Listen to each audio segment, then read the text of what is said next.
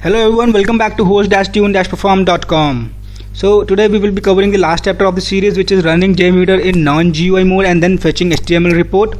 So as of now you must have learned how to operate JMeter. So let me give you an understanding of a difference between performance testing and performance engineering. So whatever you have learned as of now was performance testing. So in this particular scenarios, what you were doing, you were fetching up the report of how your application is behaving for with 100 user load or 200 user load or 500 user load. But when you get the results, then how to improve the system, that is a part of performance engineering. That is again not something which is related to concepts within this course and might be covered in some other course. So let's go ahead and do the non-GUI testing. So I first want you to open up your JMeter and go to test plan. I'm just maximizing the screen. You need to go to test plan, right click, add a listener over here, which is simple data writer. I have already added it and give it a name as simple data writer. You can give it any name. You can even combine it with some inbuilt functions. We have already discussed about it, but for now, for simplification, I am not giving any complex scenario. I'm just giving it a simple name, and this file will be saved in bin folder. So first step, you need to add simple data writer. This, why we are adding this, we can fetch HTML reports in many ways, but my personal preference always goes to simple data writer. I find all of the information which is required in this. So second part which you need to follow up is you need to go to the bin folder in JMeter and you need to create a folder name as result. You can create any folder, this name does not matter, but the important thing which matters is that this should be empty. If this is not empty, you will not be able to generate an HTML report. Third thing, before doing the GUI non-GUI test, is you need to go to each thread group and maintain the number of threads. So when I say that I am giving it 10, second again 10, third again 10.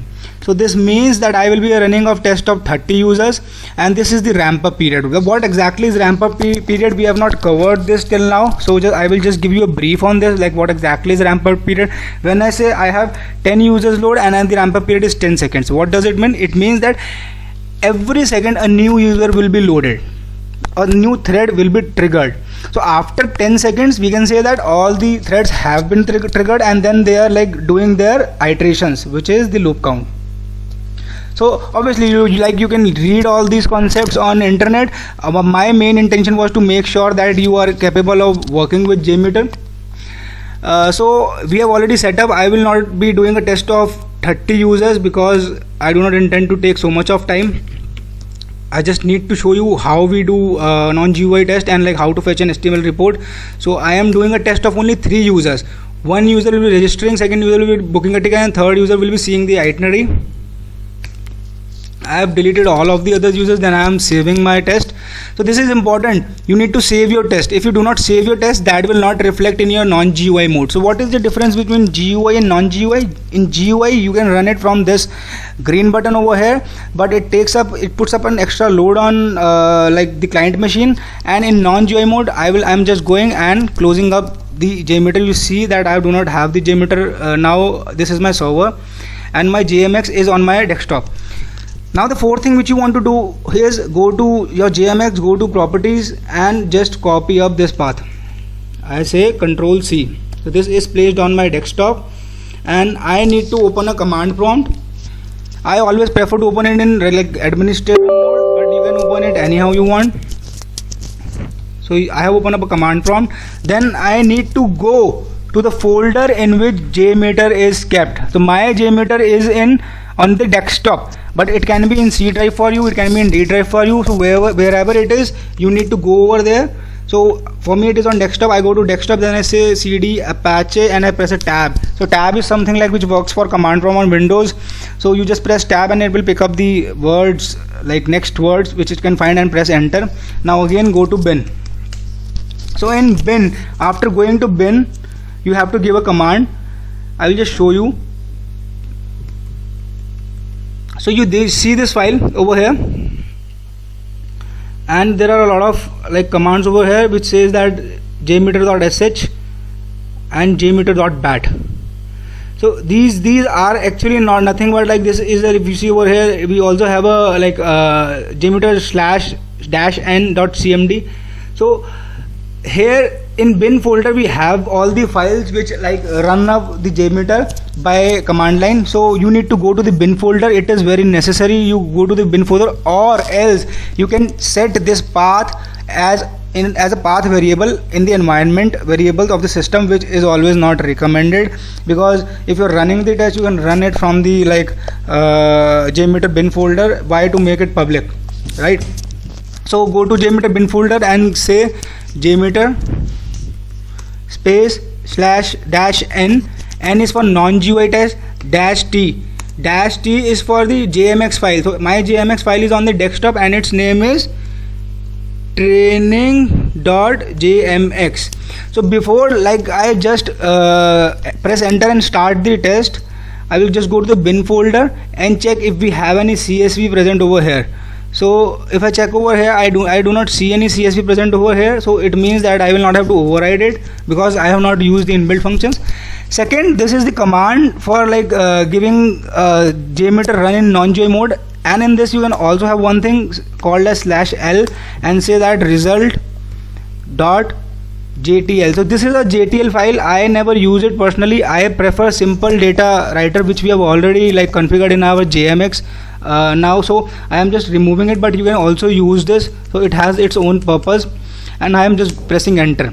So this command will be running the test in non-GUI mode. You can see over here that my test has started saying starting standalone test at the date and waiting for possible shutdown, stop test now, heap down message on port 445. So it is still doing up the test, so I am just waiting to let it complete. So you see over here the test run has been completed. So you see over here that the test run has been completed. Now what I will do is I will just go to the bin folder and I will see that is there any CSV which has been created for us, and you can see that yes, there is a CSV called as simple data writer, and it has like 5 KB, has taken 5 KB, so means it has some data. So this test was successful. So this was all about like executing the test in non-GUI mode. Now we have to fetch the HTML report. So again we can fetch the HTML report using command line, and like this is nothing like a major thing which like you need to learn like and it is required, but you have other options also. So I will teach you some other option to do this. Rather than command line, go to bin and open up your JMeter. Why to use command line? Because it is not hurting your system. Command line is used to make sure that your system is not loaded, your client machine is not loaded with a lot of things. It is like mandatory to use non-GUI mode when you are executing the test, but when you are like fetching the results, it is not necessary. So like for creating up the HTML report, just go to tools and click on generate HTML report. Over here in results folder, select the simple data writer. Again I am saying that you can like generate HTML reports in various ways. My approach is always towards simple data writer because like it gives me most of the like necessary information I need as per my application. I say open. In the second tab, in the second the browse button, select the user properties. It is again in the bin folder of your JMeter folder. It is on my desktop. So I say OK, and the output directory. So output directory is results. So whenever you choose your output directory, make sure it is empty, otherwise this will throw an error. So I will just go ahead and click on generate report.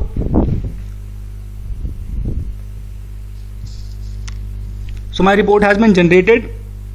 I go to bin folder, I just scroll up and I see the results template, and you can see over here we have some files in which we have index.html. You do not have to do a lot of things, just double click it. So here is a complete report. You can see over here that 94.44% cases have been passed, 5.56% cases have been failed. Obviously we are not doing any analysis over here. My intention again was to make you understand how JMeter works. This is a series to make you understand how JMeter works. We may like come up with some other series in which we will explain you about the concepts of performance engineering, like and how to analyze these reports. So you can see over here that it has some charts over time. It has again so many charts. you can see like it is a wonderful report. So for the people who says that JMeter does not have a good reporting system, they need to know that yes, it do have. So you can see over here that it has an HTML report which gives you so many things, which gives you custom graphs, which gives you charts over throughput, response time, over time, and it again has some like inbuilt like functionalities to like compare time versus threads, like something like response time distribution. Then you have a dashboard which gives you the approximate like results, and you can see over here we have all our labels. These are nothing but the transaction controller names. I'm just going down. So these are again some stats where we have the error percentage, we have the minimum, maximum, 90 percentile, 95 percentile. So these are the results of our application. We have the error rate. So we are getting the error in text expected for contain V for registering and welcome to the Web2 family, but it does not find it. So it means that it was not able to register. It may be because we are using the wrong data. So that's why like this is giving up the like this error, because I have not refreshed the data and I am using the same data again and again. Obviously we cannot re-register a user. It will like not give us the same results.